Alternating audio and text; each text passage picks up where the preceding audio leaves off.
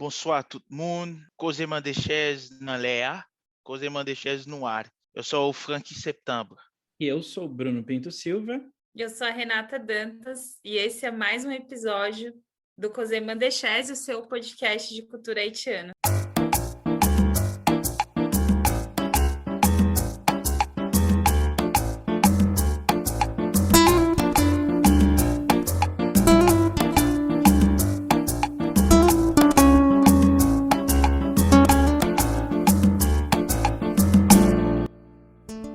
Gente, primeiro recadinho pra gente começar aqui o nosso terceiro episódio nesse friozinho, que não tá sendo nada legal, mas enfim, é que muitos de vocês perguntaram pra gente sobre as músicas do episódio, sobre as referências do que a gente tá falando por aqui. Então, já vou deixar avisado que na descrição desse episódio a gente sempre vai deixar um link pro blog, direcionando, falando os nomes das músicas e tudo que vocês quiserem saber que a gente falou no episódio, beleza? E aí, Bruno, o que a gente vai falar hoje, então?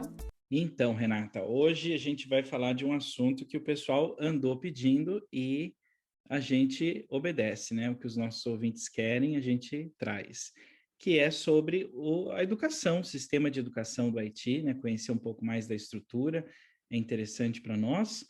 E antes de conhecer esses detalhes assim da estrutura da educação no Haiti, que o Frank vai compartilhar com a gente também vai trazer algumas questões de língua, como sempre, tem que ter língua no meio, que a gente talvez já até tenha abordado de certa forma no primeiro episódio, mas essas questões elas sempre voltam e sempre existe o que ampliar, né? Porque elas são um pouco mais amplas do que aquilo que a gente consegue fazer, né? Consegue expressar aqui num episódio só.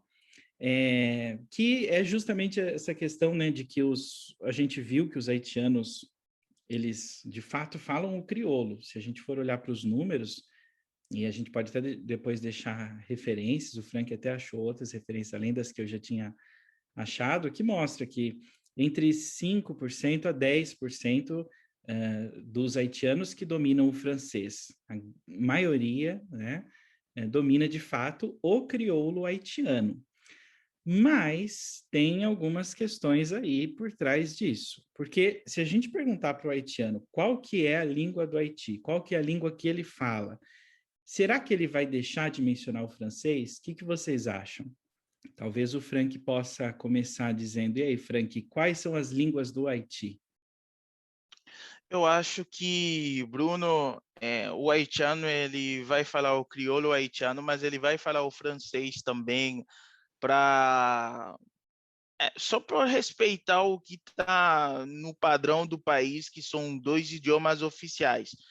Mas talvez se você pergunta para o haitiano em que idioma ele gosta mais de falar e coisas assim, talvez ele vai apontar mais para o crioulo haitiano, que de fato é a verdade que no Haiti você vai ouvir mais o crioulo haitiano do que o francês.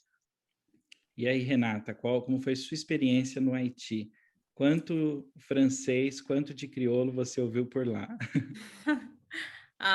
Com certeza eu ouvi muito mais crioulo, né, obviamente, mas assim, na minha experiência, desde que eu estou em contato com os haitianos, sempre se eu perguntar qual língua eles falam, eles também sempre vão mencionar o francês. E acho que mais para frente a gente vai falar um pouco disso também, de em quais ambientes mais que realmente o francês ele circula ali no Haiti, né? Pois é. Eu também acho difícil que algum haitiano assim exclua o francês, né? O normal é que, de fato, eles digam, o país, as línguas oficiais do Haiti são o francês e o crioulo, eu falo francês, às vezes vão falar, muitos vão dizer que falam francês, né? O que não quer dizer exatamente, se a gente for pensar lá nos dados, que ele, de fato, domine o idioma francês, mas é justamente sobre questões assim que eu queria refletir com vocês hoje, porque o francês é um idioma que, sem dúvida, faz parte da cultura haitiana, tem o seu lugar na cultura haitiana, né? Mesmo que talvez mais assim uma questão ideológica do que prática, do que a gente vê, né, que eles praticam, mas é importante levar isso em consideração, né? O francês não é uma língua estranha para eles. Então, quando a gente olha para aqueles dados e pensa que só, sei lá, 5% ou no máximo 10% fala francês, é como se, então o haitiano não sabe nada de francês. Não é bem assim, né? E a gente sabe também, pensando na questão dessas duas línguas, similaridades, diferenças, a gente sabe que elas são muito próximas, né? Às vezes se afastam um pouco, então tem coisas que o francês e o crioulo são bastante diferentes, sei lá, os artigos que a gente sabe que vem depois, né? É como se falasse, por exemplo, o carro vai ficar machine, seria carro-o, se a gente for pensar, né? O francês é antes, né? La voiture, como no português. E outras, né, em outros momentos se aproxima do francês, né? E às vezes é até difícil, o próprio falante às vezes faz comentários sobre, isso é uma palavra do francês, isso é crioulo, isso é francês, não é tão fácil de definir assim, né? A gente percebe que essa fronteira crioulo e francês chega uma hora que não é tão nítida, né? Porque será mesmo, às vezes a gente pode ver talvez alguma referência a uma palavra que é dita como sendo em francês, mas ela é usada no crioulo a todo momento, é uma palavra do crioulo também, né? Então, assim, o crioulo e o francês compartilham muito, né? Muita coisa. Mas vamos ao ponto principal, as reflexões que a gente quer trazer hoje, né? E a questão é, dita de maneira bem objetiva, direta, é que língua marca identidade. E identidade tem muita coisa aí dentro, né? Não é uma coisa só. São vários aspectos de identidade que são marcados quando a pessoa se identifica como falante de uma língua, e dentro daquela língua também a variedade que ela usa daquela língua, né? Também marca diversas coisas a respeito dela. E falando agora como linguista, se vocês quiserem algum dia colocar um linguista em saia justa, pergunte para ele o que é língua, me defina a língua, que vai ser uma coisa muito difícil. Difícil porque talvez dependa do ponto de vista que você queira saber, existem vários. As coisas são complicadas, gente. Definir língua não é tão fácil como a gente pensa, porque a gente às vezes acha que tem uma ideia, né, que na verdade é uma ideia que é propagada, por exemplo, a maneira europeia de pensar, né, que tem uma língua, uma nação, né? Então a língua representa aquela nação. As coisas não são assim no mundo todo, né?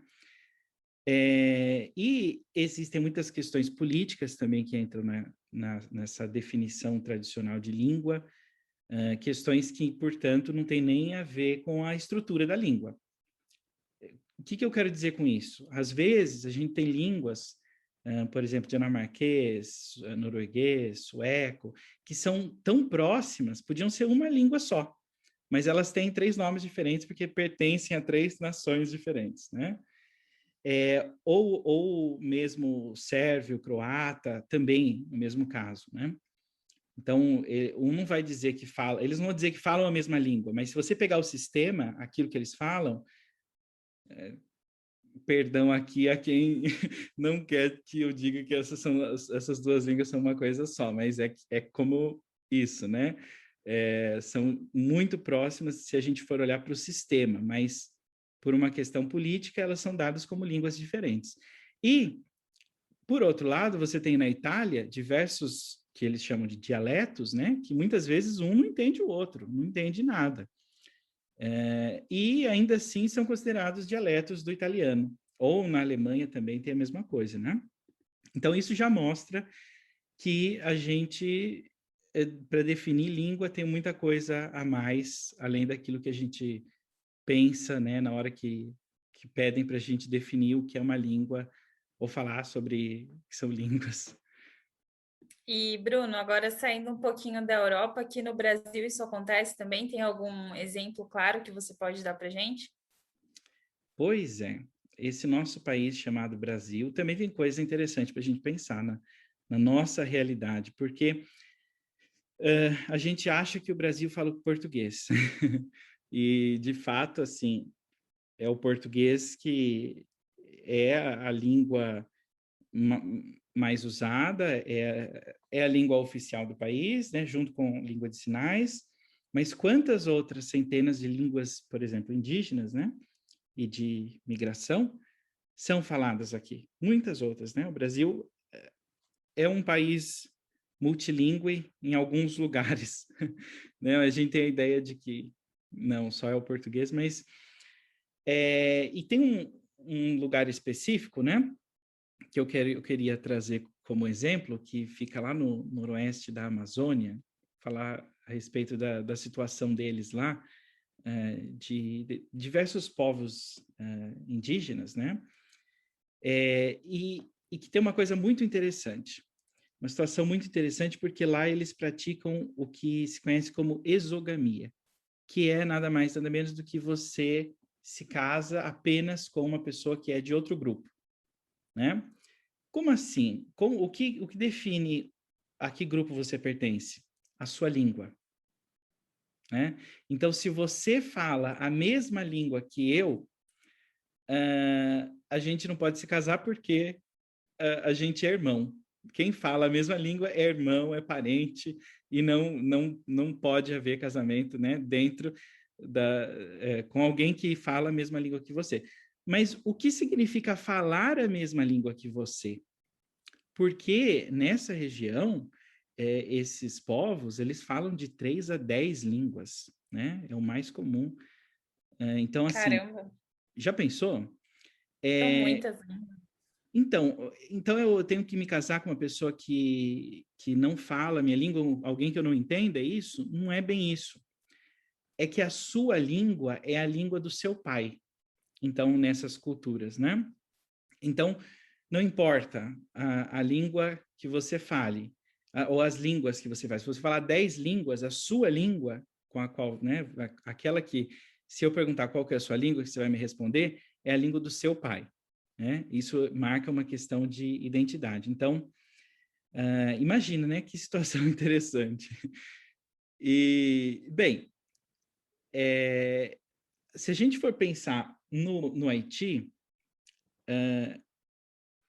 essas reflexões nos ajudam um pouco a pensar na situação do Haiti, que é o nosso foco aqui, né? Porque tem uma questão de identidade muito atrelada à língua, né? E uma questão não só de identidade, mas diversos outros fatores sociais atrelados à língua que uma pessoa identifica que fala, né? Não que de fato fale, mas que ela diz que fala, digamos, vamos colocar dessa maneira, né? E daí a gente pode começar a pensar na relação crioulo e francês. Por quê? Porque o francês detém um prestígio, né, em relação ao crioulo, que faz com que o francês seja visto como ali um símbolo, uma identidade, né, de status, digamos, social, né? Não sei se vocês têm essa percepção. A gente vai começar a falar mais sobre isso, né? Na verdade, o francês, ele é um idioma que é falado no Haiti, como é que eu posso dizer, nos escritórios, no banco, em alguns lugares, por exemplo. Eu vou até mais longe, tem algumas escolas que já foi mencionados nos episódios anteriores, que os alunos são, por assim dizer, castigados se eles foram surpreendidos falando crioulo. Então, era uma questão de mostrar que você, de fato, aprendeu algo à escola e mostrar o grau do seu nível intelectual, poder se expressar em francês. Também era uma diferença por assim dizer, como é que é, meu Deus, a palavra certa? Ou seja, em que nível você está, se é de alta sociedade, ou se é de baixa, ou se é da classe média e tudo mais. E também era um idioma também que as pessoas falavam também para se destacar, para mostrar que eles sabem francês e era isso. Não era um idioma que era necessário poder falar para poder se comunicar com o outro, mas era um idioma que eu queria me destacar, eu queria mostrar que eu sei e que eu sou de uma classe específica, para não para mostrar o meu nível de conhecimento, então, ou para ganhar respeito também, às vezes quando é preciso ser ouvido também, as pessoas usam um francês que dá certo poderio, alguma coisa assim. Era bem isso. Eu não sei se você viu isso lá no Haiti quando você foi, Renata. Sim, sim, a gente... Bom, o crioulo é a língua mais falada, né? Como a gente já falou aqui, mas teve um episódio, assim, teve um dia que a gente saiu para tomar alguma coisa, para ouvir uma música, e a gente foi num hotel. E aí, dentro do hotel só se falava francês, assim, era muito... Cara, era muito doido, assim, né? Porque o garçom, as pessoas ali que estavam servindo, que estavam conversando, só falavam francês. Ainda que você respondesse em crioulo, eles te responderiam em francês, porque dentro daquele ambiente, esse era o idioma. E até falando um pouco dessa coisa de diferença, de mostrar em que posição que eu tô, né? Quando o Frank estava falando disso, a gente lembra do filme que a gente assistiu faz um tempinho, né? O Barricade, que eu até escrevi um post lá no meu blog falando um pouquinho sobre isso, e a gente vê claramente que os patrões, eles se comunicam ali, os donos da casa, que são da elite haitiana, eles se comunicam em francês, né? Mas que as empregadas, as moças que trabalham ali na casa, elas comunicam em crioulo. Então, mais uma vez, afirmando aí essa questão que o Bruno levantou hoje. Est-ce que vous parlez français? Est-ce que tu parles français? Est-ce que vous parlez français? É bem isso. Esse filme exemplifica muito bem isso, porque o patrão, né, os patrões ali, os donos da casa, de certo modo, quando falam em francês, né, ali, e na presença de alguém que presta serviço para eles mostram alguma distância, né, social, alguma coisa assim, além de, sei lá, talvez não queiram que entenda, não sei em que nível, talvez eu até entenda, mas de fato eles deixam bem marcada essa diferença, né? O que você acha, Frank?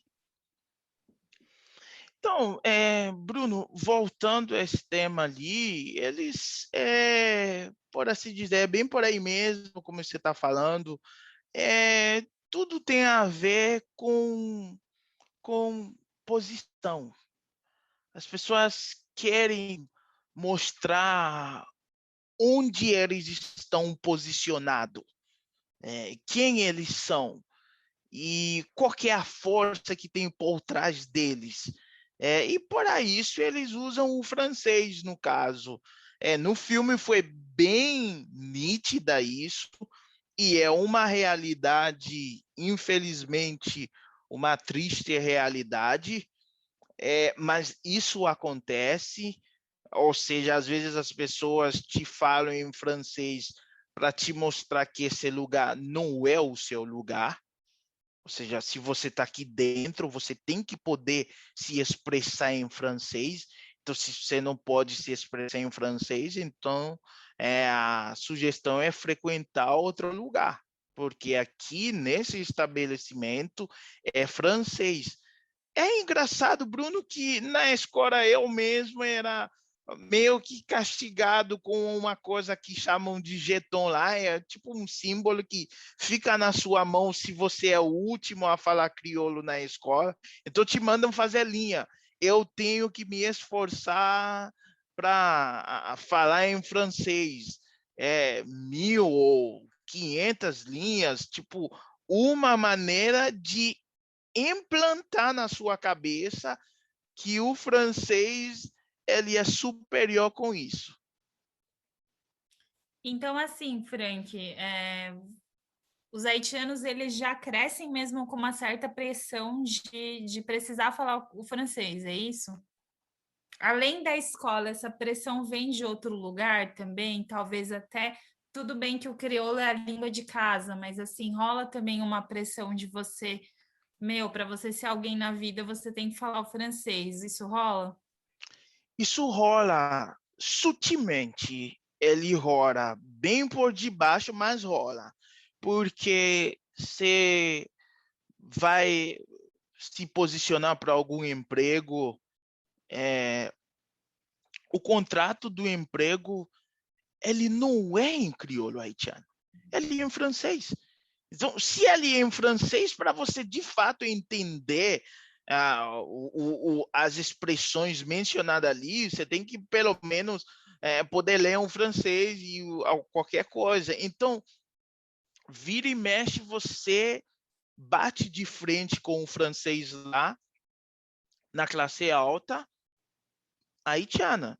Então, você vai para algum supermercado, em alguma região específica, às vezes você entra em uma loja também, lá no Haiti, você se depara em que você tem que estar falando francês. Então, isso mostra, isso comprova que o francês ele é, tipo, por assim dizer, um destaque a mais para o haitiano. Tem haitianos que com certeza nunca teve o contato assim, por assim dizer, drasticamente, mas isso é assim, sabe? Frank, e é interessante que, assim, a gente já viu, então, essa questão, né, de que o francês tem um significado social por trás do francês, né? Não é só falar uma língua a mais. Essa língua representa uma coisa para as pessoas, né? Algum prestígio. Novamente, os dados, a gente viu que a maioria não fala francês, mas existe no próprio crioulo uma tentativa de marcar, de algum modo, que o seu falar é mais próximo do francês, né?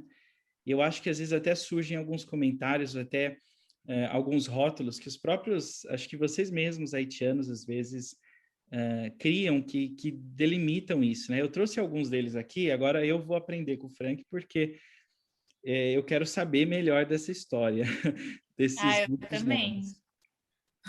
Vamos lá, ó. Primeiro, né, esse créole soie, que seria crioulo suave, né, ou créole francisé, crioulo afrancesado, vamos colocar essa maneira, né? Se a gente for querer ser chique, a gente ia falar galicizante, mas vamos falar afrancesado. Então, eu não sei se esses dois conceitos, eu acho que não são exatamente a mesma coisa, mas você conhece esses conceitos? Você acha que os haitianos às vezes se referem ao falar de alguém como o crioulo soie? E o que significa isso?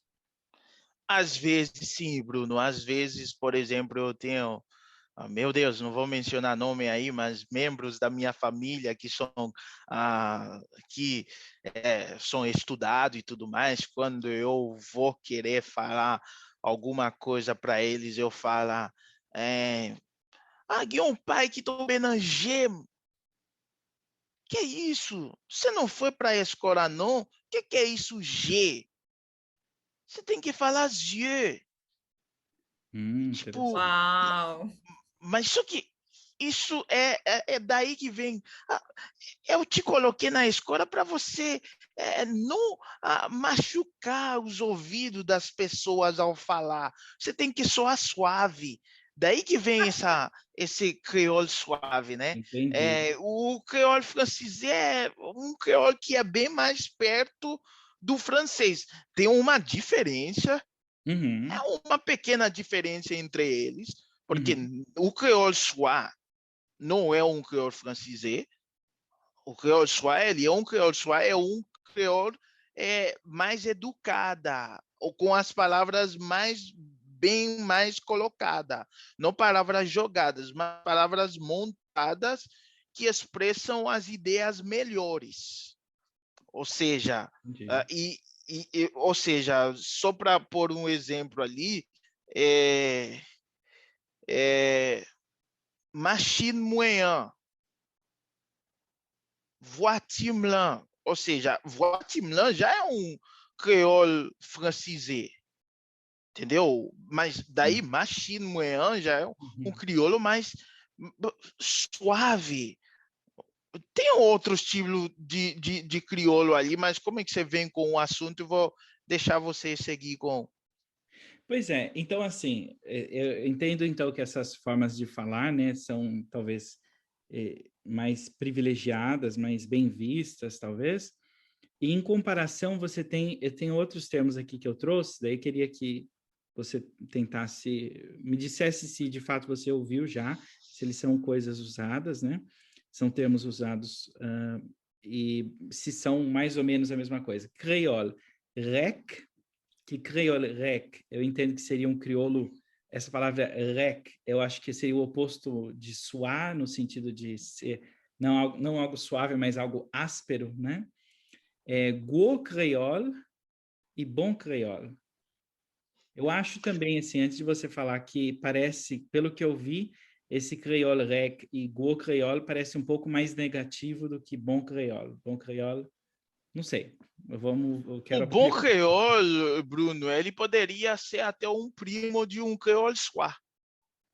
Mas também é usado assim por dizer, não, as pessoas no OCAP falam o verdadeiro crioulo, coisa que eu discordo completamente. Lógico que eu vou já botar vou usar essa minha essência haitiana aí para dizer que eu discordo com isso. Mas o termo de bom crioulo é quando o crioulo ele é natural, ele é algo que não é emprestado, ele é algo que todo mundo consegue lidar com aquilo. Todo mundo consegue realmente sabe o rumo que está indo essa conversa. Então, esse é o bom creole. O bom creole é um creole, por assim dizer, regional. Vamos pôr assim. Ça são gros creole, por assim dizer. Talvez mais rural? Isso. E o creole rec, como você já tinha definido, é isso mesmo. E ele é, às vezes, também um crioulo de uma pessoa que não é formada, é um crioulo que não é articulada. Por assim, isso é o meu conceito de ver. Eu acredito que seja de vários outros haitianos também. Não, e isso é muito interessante, porque quando você fala isso, né, está expressando assim o que você sabe desses falares. E é interessante, a gente até volta no que a gente viu no episódio passado, porque então se alguém falar creole rec, ele é visto como alguém talvez que não teve escolaridade, né? Alguém que não teve educação, né? Educação no sentido de escolaridade, mas não é que ele não tenha tido, né? Ele vai ser meio que julgado pela maneira como ele fala, mas não que represente a realidade, né? Digamos, só voltando àquela questão de que a gente percebe meio e julga, né? Às vezes a maneira de falar, isso acontece muito, né? Exatamente, Bruno, porque assim, tem essa palavra cachorro. No francês é chien e no crioulo é chien. Mas só que, meu Deus, você fala chien, muita gente te olha assim. Onde ele aprendeu isso? Mas do nosso crioulo, ué. Sim. Ele é crioulo. Mas aí, para você soar bem, você tem que estar falando chien ou alguma coisa assim, só por falar, sabe? Ô, gente, eu queria trazer uma coisa aqui. E quando a pessoa fala que o seu crioulo é Lu, isso significa que se usa mais isso para falar de um haitiano que está fora do Haiti há muito tempo e está falando com sotaque pesado, ou se refere a um estrangeiro que está aprendendo crioulo e tem um crioulo diferente? Como que isso acontece, Frank? Isso se, Renata, eu acho que você entendeu o assunto até melhor do que eu, né? Mas é bem isso. Quando o haitiano ele passa muito tempo fora, ele tem a tendência em trazer algumas palavras. Tem haitianos que fazem sem querer, mas vamos claro, também tem haitianos que fazem também porque querem se amostrar que estavam em outro lugar. Por exemplo, um haitiano que vem dos Estados Unidos, ele fala para o outro, muito colo, mpajueno, ou seja, ele traz algumas coisas de lá onde ele estava e para aí, mas tem outros haitianos também que de fato passam tanto tempo fora do idioma que acabam se atrapalhando com algumas coisas.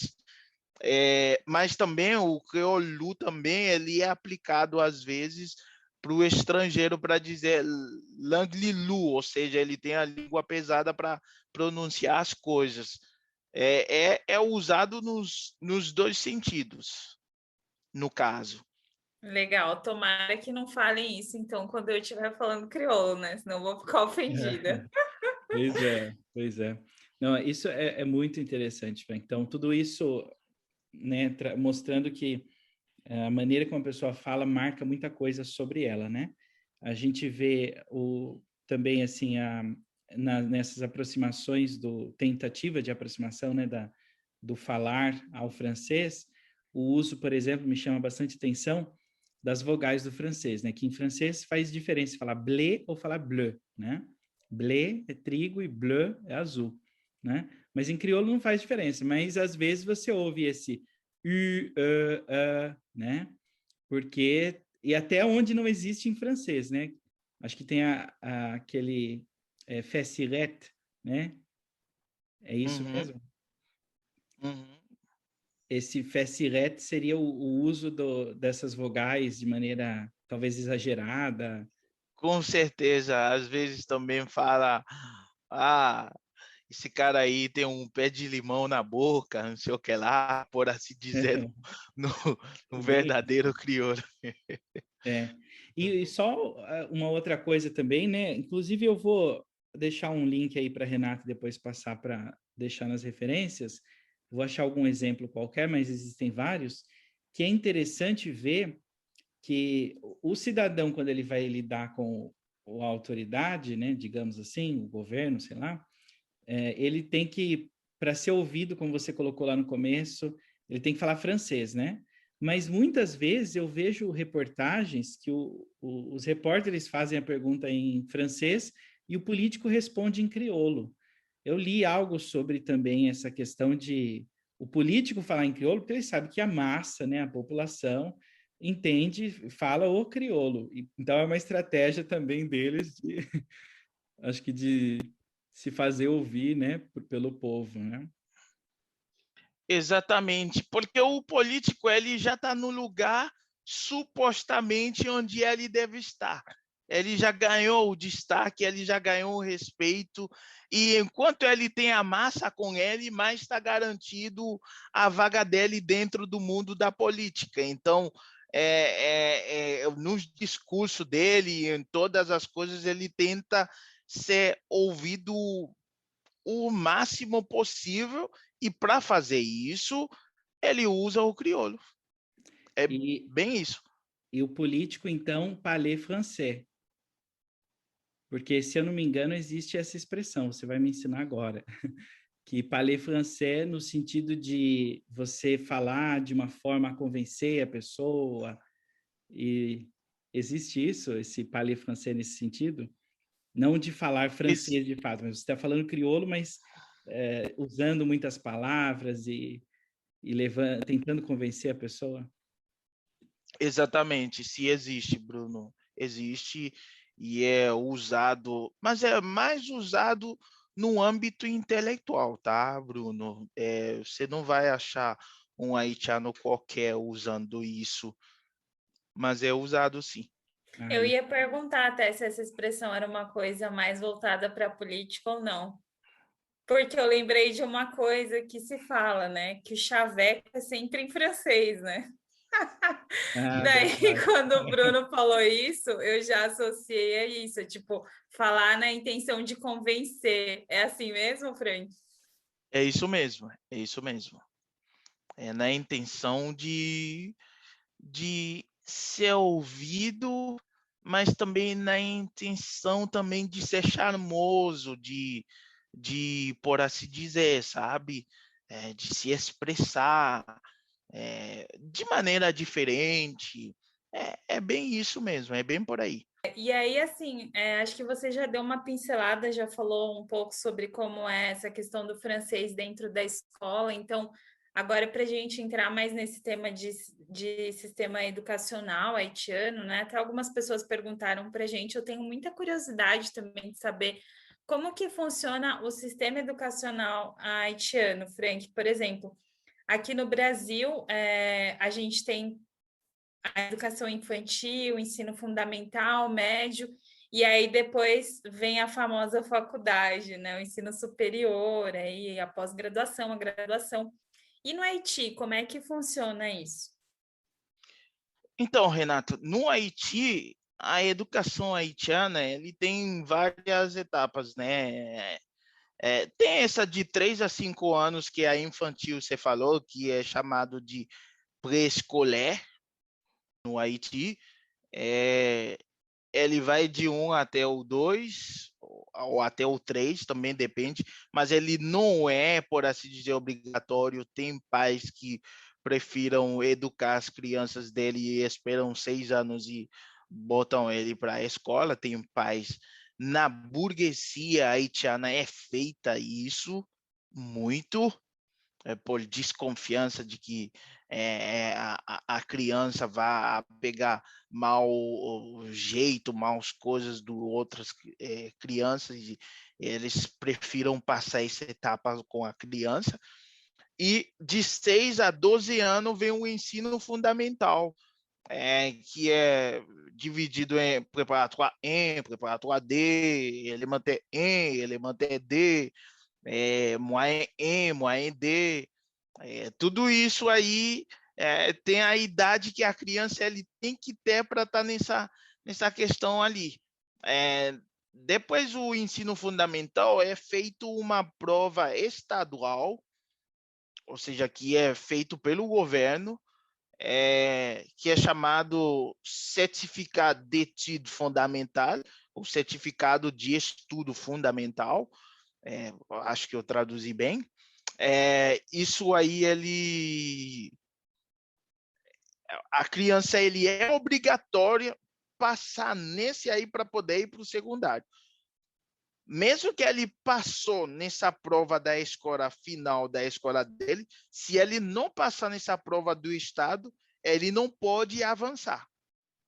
Ele tem que passar nisso aí. Até tem criança que avançam, que fazem que vai para o secundário, mas ele tem que voltar a pegar essa prova para poder seguir em frente, porque quando ele chega lá no étude secondaire, que é neuvième année fondamentale no caso, ele vai passar para outro exame também do estado, então não pode se encontrar esses dois exames.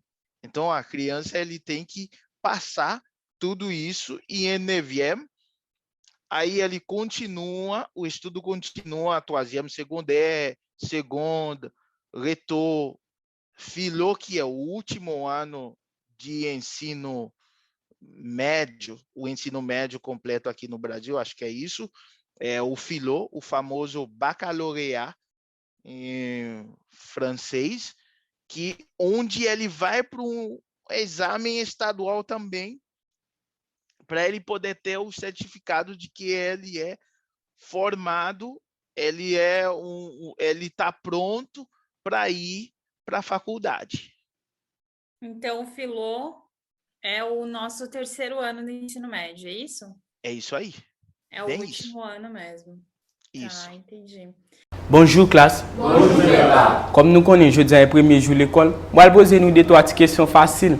E agora, assim, algumas pessoas perguntaram, né, por exemplo, se, de uma forma geral, as pessoas têm acesso à educação.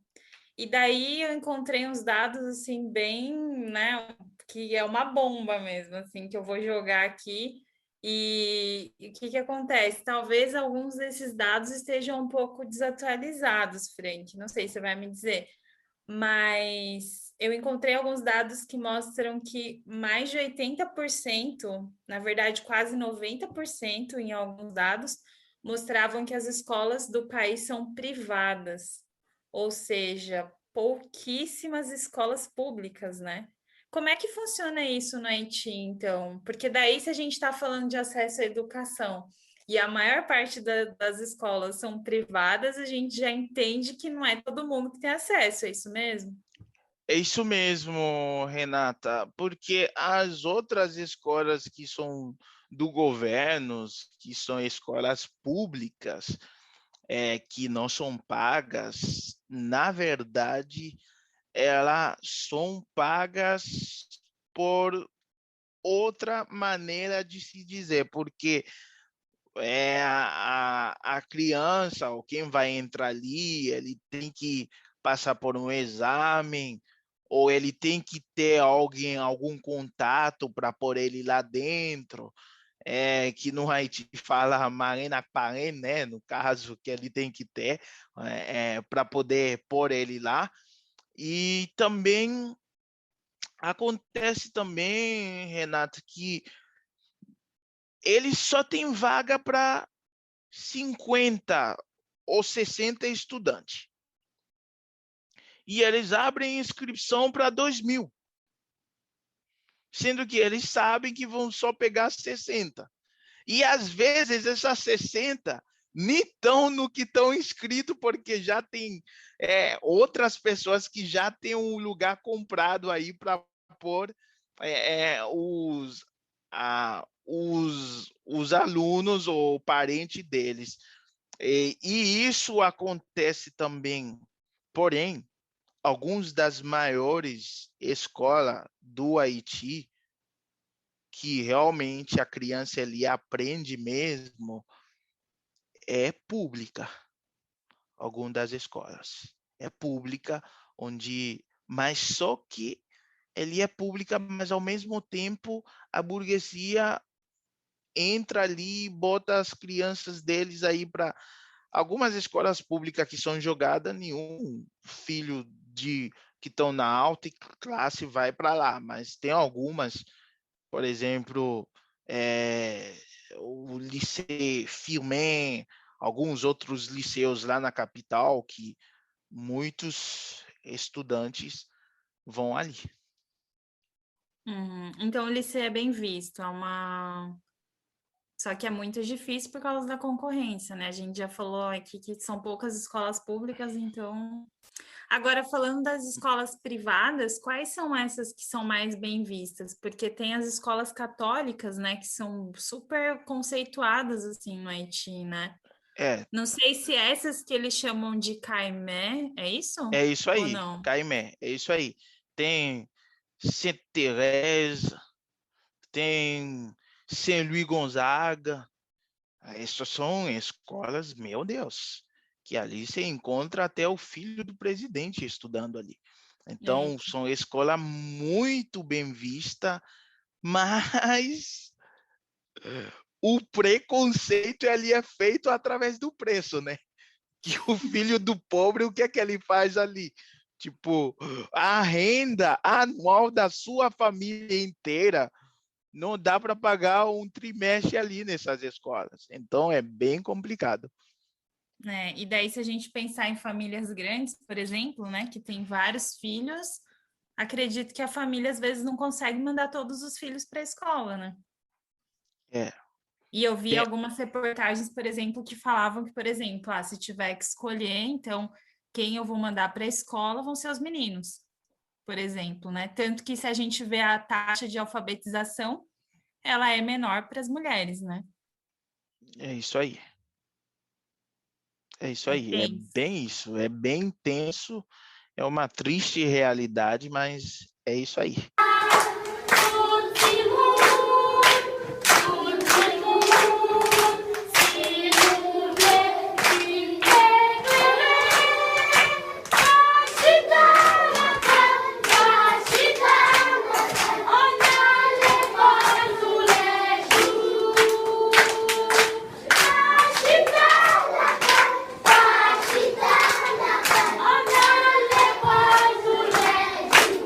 Tem alguns dados ali que um amigo eu vi eu pesquisei ali, porque faz tempo que eu não estou lá, eu pesquisei com algum amigo, ele falou sobre a escola primária e ele falou que um mês ali talvez seja na casa de uns $600 haitianos, que seriam, acho que uns 80, 90 reais, por assim dizer. Coisas que para um haitiano é caríssimo, porque estamos falando de uma moeda que, quando você se converte ele na moeda haitiana, é bem complicado. Tem a faculdade também, que nós não entramos, que faz parte da educação haitiana também, nós não entramos tanto nesses detalhes. As melhores faculdades haitianas, sem sombra de dúvidas, são as públicas, sem sombra de dúvidas. Mas só os da burguesia conseguem entrar ali, porque as provas realmente são provas de quem sabe. Então, para pegar assessoria extra e aulas de classes extra para poder entrar ali, também poder comprar alguns lugares também ali é bem complicado. E isso se torna difícil, no caso. Uhum. Acho que isso não muda muito aqui no Brasil, né, Bruno? Ou há controvérsias? Pois é, né? Apesar de essa situação, né, talvez no Haiti seja ainda, não sei, né, comparada do Brasil, mas a do Brasil não fica muito atrás, né? E acho que é mundial, assim, infelizmente.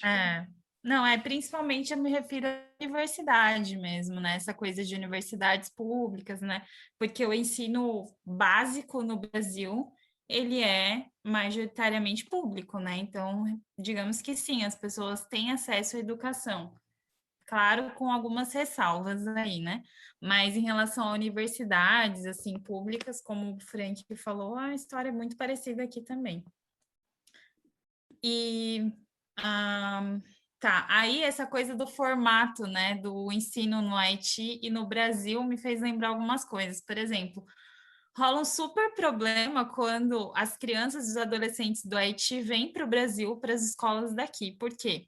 Quando eles vão comparar o boletim escolar e para comparar e fazer tipo uma equivalência de onde que o aluno deveria entrar aqui para dar continuidade, as escolas acabam aqui do Brasil trazendo o aluno para séries anteriores ao que ele deveria estar. Isso aconteceu recentemente comigo, que acompanhei assim uma adolescente que estava no último ano, ela estava na metade do último ano no Haiti, e daí ela chegou aqui, a gente fez o maior trampo, a maior correria de ir em vários lugares, e xerox de tudo que é boletim, não sei o que, toda a documentação, mas aqui no Brasil, quando ela entrou na escola, o estado de Santa Catarina definiu que ela deveria continuar de qual série? Do primeiro ano do ensino médio.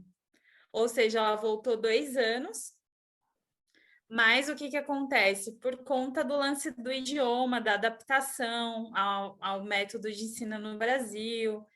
Enfim, são muitas questões, né? E é muito complicado lidar com essas frustrações, né, Frank? Porque imagina, minha família fez mó trampo para pagar minha escola no Haiti, e não sei o que, eu já estava terminando a escola, eu já poderia teoricamente chegar no Brasil, terminar o resto da escola para procurar emprego, mas aí o que acontece?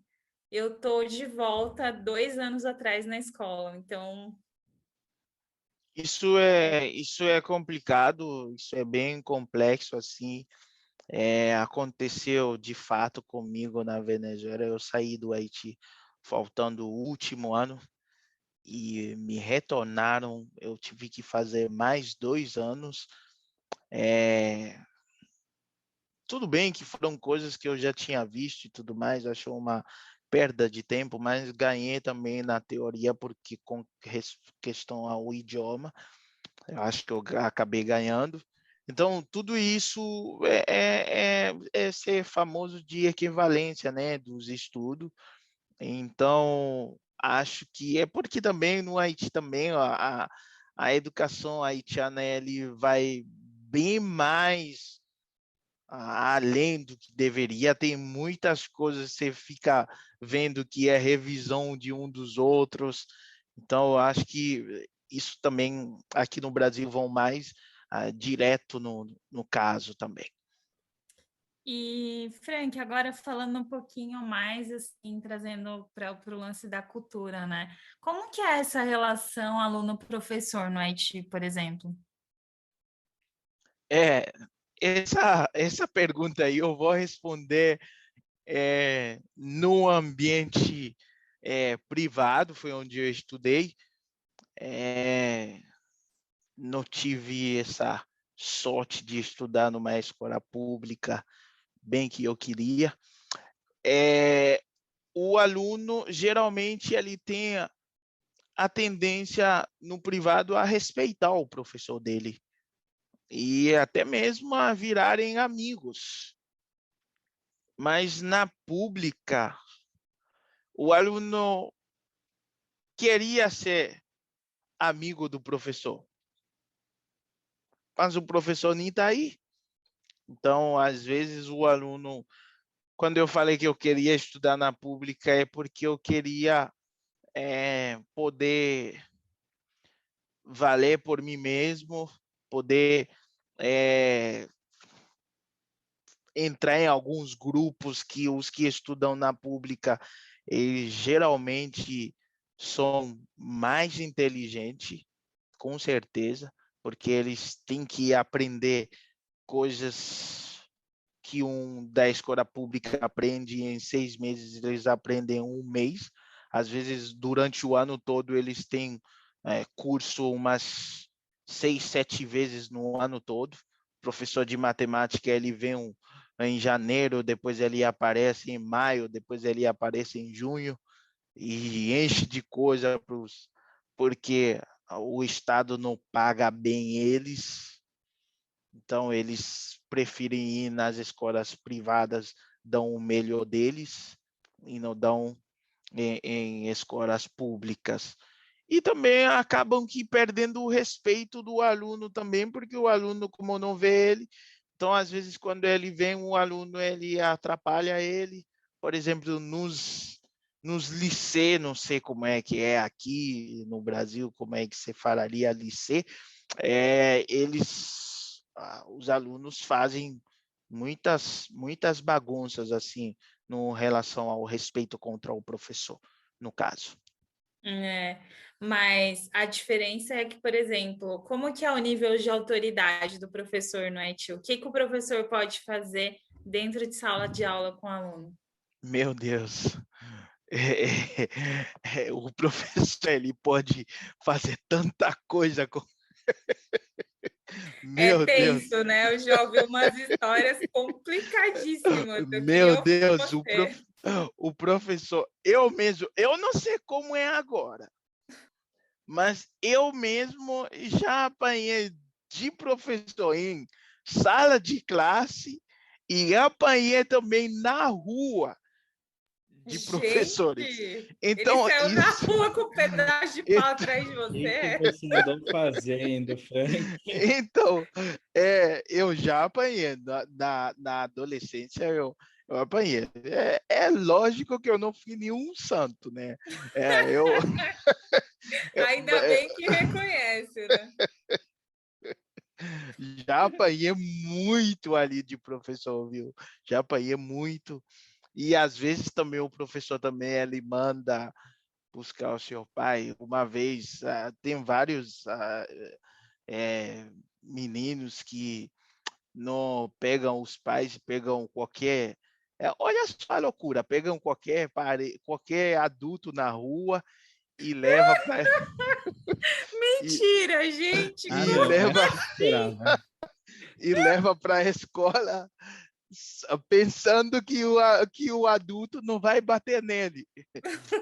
Eu tô achando que o Frank tá jogando ali, mas é dele que ele tá falando, né? Ele saía E o- catando o Pois povo é, na rua aconteceu pra com ir um na amigo escola. meu, né? Mas ele, Aconteceu com um amigo meu. a identidade foi trocada. Aí ele pegou e começou a bater. O cara falou, você tá me batendo, você nem é meu pai? Ele Ou incorporou o seja, papel, né? apanhou 2 vezes, porque mandaram buscar o verdadeiro pai e bateram nele. Então, no Haiti é a questão também de... Mas eu acho até errado isso aí, o professor ele bater nas crianças, porque não é o trabalho dele é educação, de educar, e tem outros castigos que o professor poderia fazer para aprender. Aqui na Venezuela, os alunos eram castigados com fazer outros projetos. Vai limpar um hospital, vai varrer alguma região, vai varrer algum campo. É o castigo, mas que servia para a sociedade e a criança aprendia. Acho que isso deveria de ser incorporado em algum momento. Não é o professor, ele vai lá e ele tem um cinto no pescoço dele e todo mundo mal consegue olhar para o que ele está aprendendo, porque você está ensinando, você quer falar, mas você... se eu falo errado, e se eu falo alguma coisa que só é engraçado para ele me bate e tudo mais. Então, mas isso é bem mais visto no fundamental. No retor e filô, para. O retor e filô entende que você já é adulto e para. Embora assim, tem professores ousados que querem bater. Então, isso para. Mas essa relação, ele é complicadinho, viu, Renato?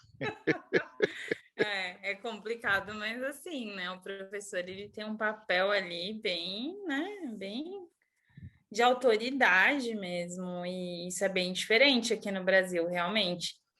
E tem uma coisa também que me chamou muito a atenção, que eu achei muito legal, assim, os uniformes são tão bonitos, assim, eu fiquei pensando que é uma coisa que demonstra, assim, a importância da educação na sociedade haitiana, sabe? É um respeito, assim, que se tem pela escola, pelo ambiente escolar, né? Que é bem diferente aqui também.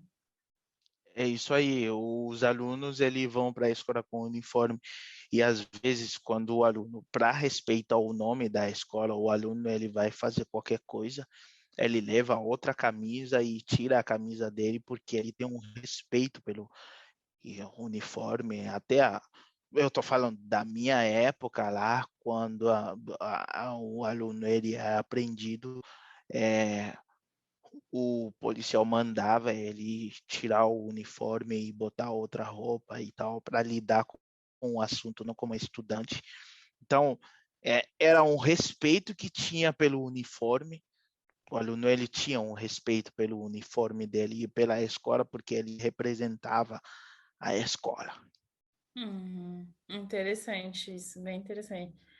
E é muito legal ver esse respeito mesmo que se tem pela educação, até por tudo isso que a gente falou aqui, de como é difícil, né, muitas vezes ter acesso à educação, então é diferente a relação, né, que se tem. É isso, gente. Acho que a gente está chegando no fim aqui dessa conversa. Acho que, pode ter muita coisa ainda nesses temas, mas como o Bruno falou no começo, a gente vai e volta nos assuntos, assim, a gente vai transitando entre eles. E é isso, gente. Obrigada aí de novo, né? Chegamos ao 3º episódio. Será que o podcast vai sobreviver a esse inverno? O que vocês acham? Eu preciso protestar aqui, porque você falou no começo que não gosta do... Bem, se bem que você tem uma razão a mais para não gostar do frio, que você está no sul, né? Eu gosto do frio, mas o meu frio também não é igual ao seu, né? Aí Temos um problema, então, uma polêmica nesse podcast, porque, gente, olha... Não, sério, tô sofrendo muito. Vai ser difícil sair das cobertas para gravar esses episódios, mas vamos tentar. Vamos que vamos em frente. O público nos espera, a gente está conseguindo aportar muitas coisas. E é isso aí. O nosso e-mail, qual que eu nunca entrei? Não, foi ótimo você falar isso, porque todo episódio a gente fala desse e-mail e só agora, um ano depois que o Bruno entrou, e só ele que já leu as mensagens que a gente não leu, né? Pois é, pessoal, olha, a gente responde e-mail, tá? É que a gente não tinha entrado no e-mail ainda. Então, a partir de hoje, a gente vai começar a responder. O e-mail é josemandrechespodcast, né? @gmail.com. É isso aí, Bruno. O Bruno salva a nossa pele. Não, o Bruno salvou mesmo, total. Mas, assim, algumas pessoas perguntaram no e-mail sobre a trilha sonora, como a gente já comentou aqui, vai estar na descrição do episódio, então fiquem ligados. O Bruno, como vocês já sabem, vocês podem encontrar no site Aprenda Crioulo Haitiano, certo, Bruno? Isso e aí. também no Instagram. @crioulo_haitiano. Crioulo_haitiano. Eu tô no blog, no Medium, @mergulhei, onde eu falo um pouco da minha experiência com a cultura haitiana e outros rolês. Então, e é onde também tá rolando essas conversas todas do podcast. E é isso aí, gente. Obrigada, tchau e nos vemos no próximo episódio. Até mais. Bye bye, todo mundo.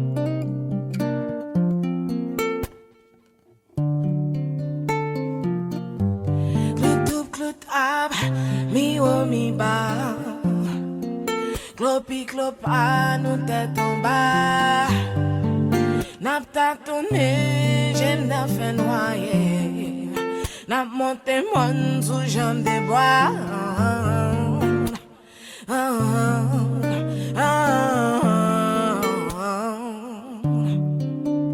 L'envers l'endrette, devant derrière Rêve de parement, troquette malais Casa crayon, caracosal Relève des bras, y'a jouet de beau sale Yon coup de clairin nous en zigzag La vie yon pep tourne yon blague Fait si j'grimpe peut-être marié là Poto sans fil jouen Mardi Gras Li anormal, mais li normal Yon la maillot nan carnaval Yon cas de Jacques son beau étoile Yon pi d'étoile nan place étoile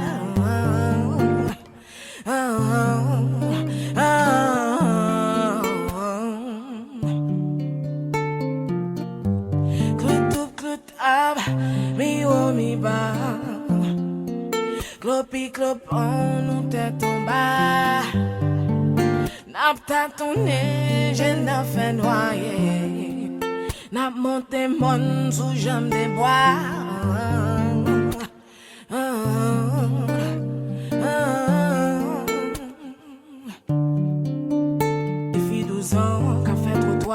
Enfant sur maquille à coup de barre Yon ti flek pandi nan cauchemar Ka bouske la vie nan fatra Ti moun kap drive nan la ri Yon kok poko même fin grandi Kap vend plaisir pren maladie Kase les os en bas galerie Fon ta ekri sak nan l'histoire Dou lek nan remache en bas Innocence fon nan bak la ville Barrette, ruban ou poupée fille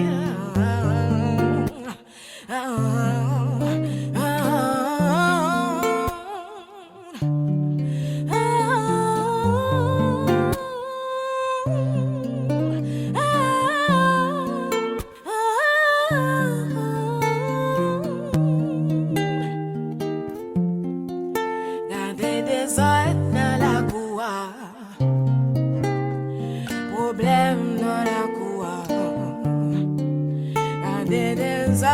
dans la cour. Problème dans la cour.